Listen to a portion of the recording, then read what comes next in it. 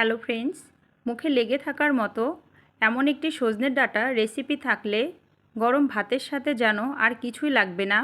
এই ডাঁটা দিয়েই এক থালা ভাত একবারেই খাওয়া হয়ে যাবে।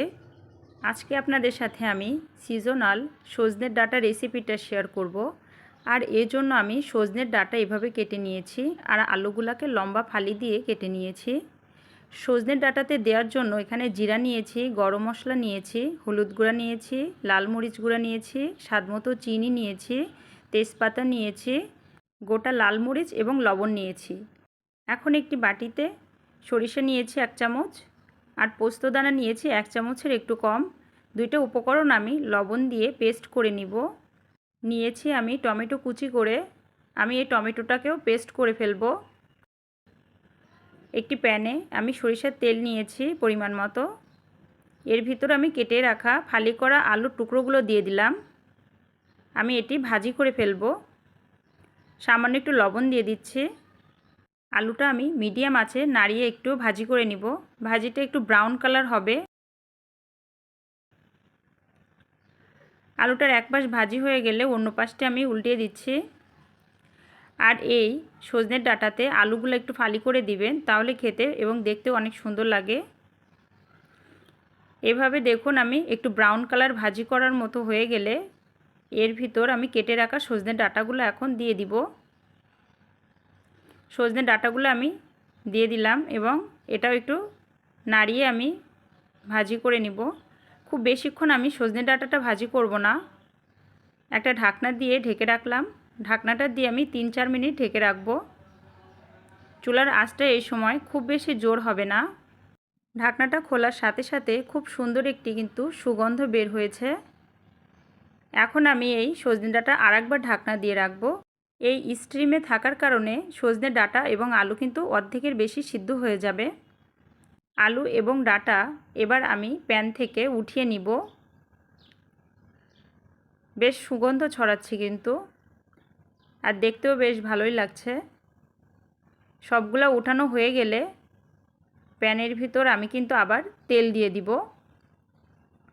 এখানে আমি প্রায় 2 টেবিল চামচ মতো সরিষার তেল দিয়েছি, 2টা শুকনা লঙ্কা দিয়েছি, তেজপাতা নিয়েছি 2টা মাঝখান দিয়ে কেটে।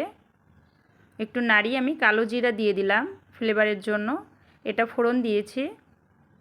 লবণ দিয়ে দিচ্ছি যেন মশলাগুলো বেশি ছিটিয়ে না পড়ে। এখন আমি জিরা বাটা দিয়ে দিব 2 টেবিল চামচ। যে পাত্রের জিরাটা বেটে রেখেছিলাম সেটা একটু ধুয়ে নিয়েছি, তার এই গ্রেভিটা দিয়ে দিলাম। হলুদ গুঁড়া দিয়ে দিচ্ছি 1/2 চা চামচ, লাল মরিচ গুঁড়া 1 চা চামচ, যে সরিষা এবং পোস্তটা বেটে রেখেছি সেটা দিয়ে দিচ্ছি। এখন আমি এর ভিতর লবণ দিয়ে দিব 1/2 চা চামচ, চিনি দিয়ে দিব স্বাদ মতো। পরিমাণ বুঝে দিবেন যেমন আপনারা পরিমাণে রান্না করবেন। একটু কষিয়ে নিব এখন খুব ভালোভাবে।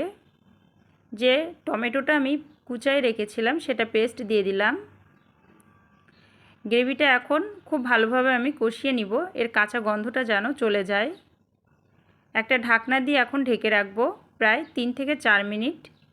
তাহলে তেলটা বাইরে ছেড়ে দিবে এবং মশলাটাও বেশ কষানো হয়ে যাবে, কাঁচা গন্ধটাও চলে যাবে। ভালোভাবে নাড়িয়ে আমি এর ভিতর যে ডাঁটাগুলো ছিল ভাজি করে রেখেছিলাম দিয়ে দিলাম। সজনে ডাঁটাটা আমি এখন আরেকটু কষে নিব মশলার ভিতর। একটু পানি অ্যাড করে দিচ্ছি। পানিটা দেওয়ার পর আমি আরেকটু ভালোভাবে এটা নাড়িয়ে নিব। নাড়ানোর পর আমি একবারে রান্নার যে গ্রেভিটা তৈরি করব সেই গ্রেভির মাপ অনুযায়ী পানি দিয়ে দিলাম। একটু পানিটা ফুটে উঠলে আমি একটি ঢাকনা দিয়ে রাখবো এবং মিডিয়াম আঁচে প্রায় 5 থেকে 7 মিনিট আমি ফুটিয়ে নিব। 5 থেকে 7 মিনিট পর দেখুন গ্রেভিটা বেশ ঘন হয়ে গিয়েছে। এখন আমি এর ভিতর গরম মশলা বাটা দিয়ে দিলাম, দিয়ে আরেকটু নাড়িয়ে নিব। রান্নাটা কিন্তু দারুণ সুগন্ধ ছড়াচ্ছে এবং দেখতেও সুন্দর হয়েছে। সবশেষ আমি 1 চামচ ঘি অ্যাড করে দিলাম।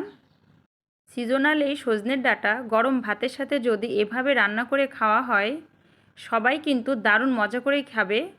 যে মাংস খাচ্ছে নাকি সজনের ডাঁটা খাচ্ছে বুঝতে পারবে না। আর এই রেসিপিটা আপনাদের ভালো লেগে থাকলে আমার চ্যানেলটি সাবস্ক্রাইব করে দিবেন, পাশে থাকা বেল বাটনটি ক্লিক করবেন আমার নতুন নতুন রেসিপি পেতে। আর আজকের রেসিপিটা ভালো লাগলে কমেন্ট করে জানাবেন কেমন লেগেছে।